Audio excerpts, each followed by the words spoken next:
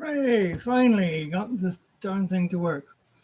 Okay, so Chobe National Park. At around 7 p.m., a vehicle drew up beside us. A very genial ranger jumped out and announced that he had come in search of us. If we would pack up and get ready, he would escort us to the gate park and park gate, and we would sleep inside the park boundary fence. Fortunately, he was a former soldier and was familiar with the military that we carried. Once inside the park, he quickly organized several of the stronger boys in the group and soon had it up and the kids tucked away for the night. Meanwhile, I had brought my own pup tent and Richie and I dived inside and were soon fast asleep. Chobe is truly one of the most spectacular wildlife sanctuaries in the world. We saw vast herds of animals.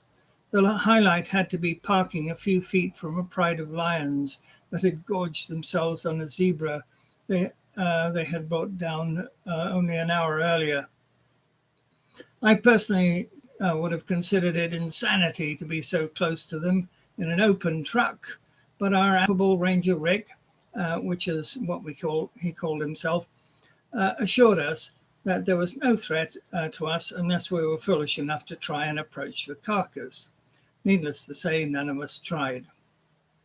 Our adventures continued startlingly early in the first morning. We headed to the Serendella picnic area, and on the way we discovered a very welcome lodge. We learned from a well-preserved poster in the lounge that this was the very place where Richard Burton had married Elizabeth Taylor for the second time. Richie and I headed inside, washed up, and had some cool drinks while the students fixed something up for themselves. Prior to entering the lodge, I had observed a warthog and piglets on the lawn outside beside the river and thought nothing more of it. As we prepared to depart, I counted the number of students entering the bus, entering the truck, and discovered we were three short. In a bit of rage, I tore around the other side of the building, intent on letting them see the full fury of a deputy headmastership, only to discover them whimpering atop a picnic table with the warthog circling menacingly around. I froze, unsure about what to do next. The situation was not in any teaching manual that I had ever come across. An ancient son, or a bushman, kitchen worker, came to their rescue, chattering furiously at the warthog and waving a small stick. I doubt that the said stick would have done much to reduce the efforts of a charging warthog, but I assumed that the creature understood the old man because he looked at him, grunted an apology, and moved off. We finally made our base camp at Serendella and set out our respective tents after a while. The students had not paid much attention as to how the large military tent had been put up the previous night, and I had been busy with my own and therefore had not been part of the process. Sonolo had the good sense to take the girls aside and get on with the building of a fire and breaking out the cooking pots while the boys struggled to connect poles, ropes, screens, and flaps. Eventually, the great edifice arose, and there was a stampede as they rushed to put their sleeping bags next to their boyfriend-girlfriend around the outside edges of the tent. The two student teachers, Miss Sonolo and Mr. Salaile, let this pass until in the middle of the night they were woken by the screams from one of the younger female students. Fearing a snake inside of the tent, there was large-scale panic. It took some moments for the teachers who were sleeping beside the door to locate and turn on the powerful electric torch and ascertain the cause of the problem, realizing that 13-year-old girls and some boys as old as 18 mixed up in a tent together was not a great idea. Miss Sololo dragged the girls outside while Miss Sonolo and Mr. Salaile organized the boys to one side and then rotated them outside while the girls moved their belongings. Sadly, the two student teachers were also separated on opposite sides of the tent. Richie and I, meanwhile, slept blissfully through all this. There were washrooms at the other end of the campground, and I made my way across there at 3 a.m. and returned none the worse for wear. I paused to listen to what I thought were the sounds of some buffalo nearby and thought nothing of it. In the morning, Moses, who had been sleeping in the back of the truck, asked me if I had heard the pride of lions as they crossed through the campground at about 3 a.m. We had some amazing game viewing that day, and I sent rolls of film to my brother in London to develop. What I didn't get round to photographing was the discovery upon our return to camp that much of our belongings had disappeared. Resejo, one of the brightest students of the group, began running towards the bushes, shouting. There was a movement, and creatures began to vanish into the thick scrub that bordered the campground. Like an angry herd, the rest of the students charged forward, emerging a short while later carrying individual items, backpacks, or clusters of dirty clothes. A troop of baboons had been heard calling each other in the distance, mocking and laughing at the human interlopers who had failed to secure the large tent properly. The next hour was spent collecting rocks, digging a dirt trench, and burying the base flaps, thereby at least stalling any future repetition by these seasoned veterans of mayhem and mischief. In the park, some of the roads were just 2 lanes in the sand. The practice was that if one met an oncoming vehicle, both drivers would swing out to the left, leaving one tire in the ruts and one driving on the soft sandy shoulder, passing and then reverting back to the 2 ruts. An approaching convoy of Botswana Defence Force trucks with full complements of armed soldiers inside felt that they were exceptional, and as a consequence were unyielding in this matter. We swerved and they did not. At the last moment, Moses swerved some more, and thanks to his alertness, saved us from what would have been a seriously challenging situation in the middle of literally nowhere. There was a lot of shouting from the officer in charge, threats of impounding my camera when I offered to take pictures of the damage to add to any report, and their eventual departure. What we didn't notice until after they had left was that our main gas tank had ruptured and been torn from the base, leaving only the small auxiliary tank on the side. Mr. Salaile rescued the day with a rubber hose that he had brought along as part of his scientific equipment. The main tank was partially siphoned off and stored in water containers, and every 20 miles along the way, Moses would hop out and top up the reserve tank. We were not popular with the gatekeepers when we arrived after closing. However, as Ranger Rick pointed out, it was better late than having to mount a search party to go and find us. All things considered, it was an amazing adventure. Mohammed Zingua was mad that I had slept in my own tent and banned me from future trips, which was a pity because the next year they were going to the Central Kalahari Game Reserve. However, that was a field trip and a half.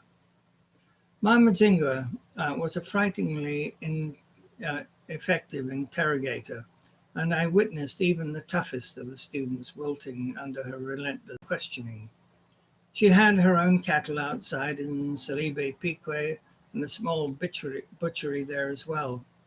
She was gradually making plans to retire from teaching and carve out a less stressful life for herself and her children. She also lacked a husband, though it was rumored that she had a friend who would visit. She was a person who brooked no opposition.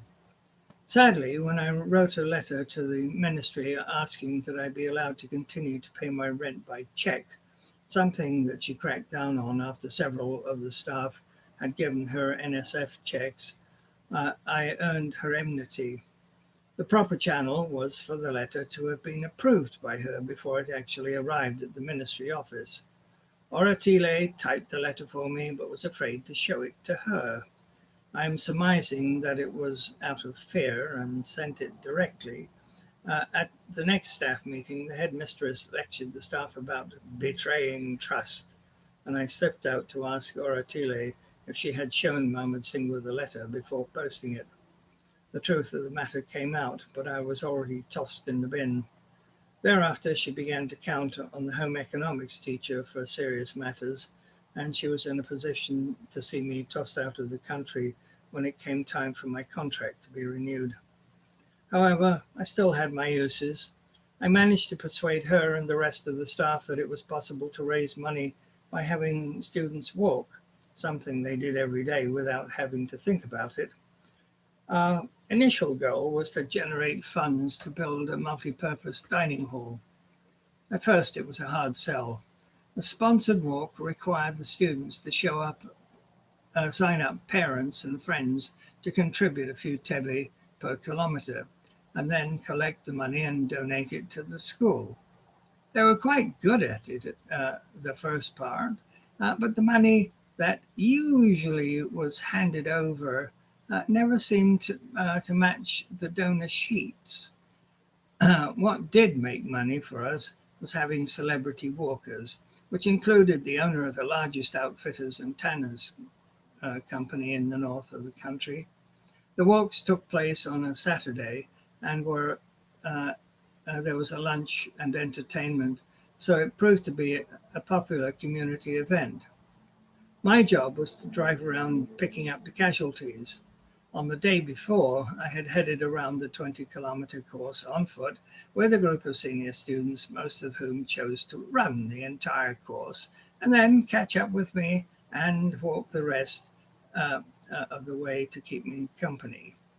They usually completed 40 meters to my 20 and were none the worse for wear. The first time I completed the course, my legs were so cramped and painful that I barely managed to reach the classrooms the following morning to teach.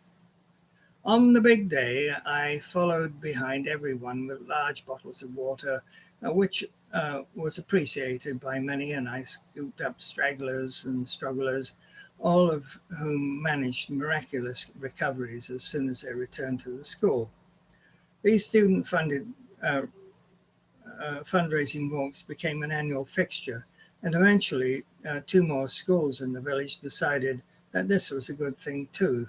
But in the end, it proved too much of a good thing and eventually collapsed.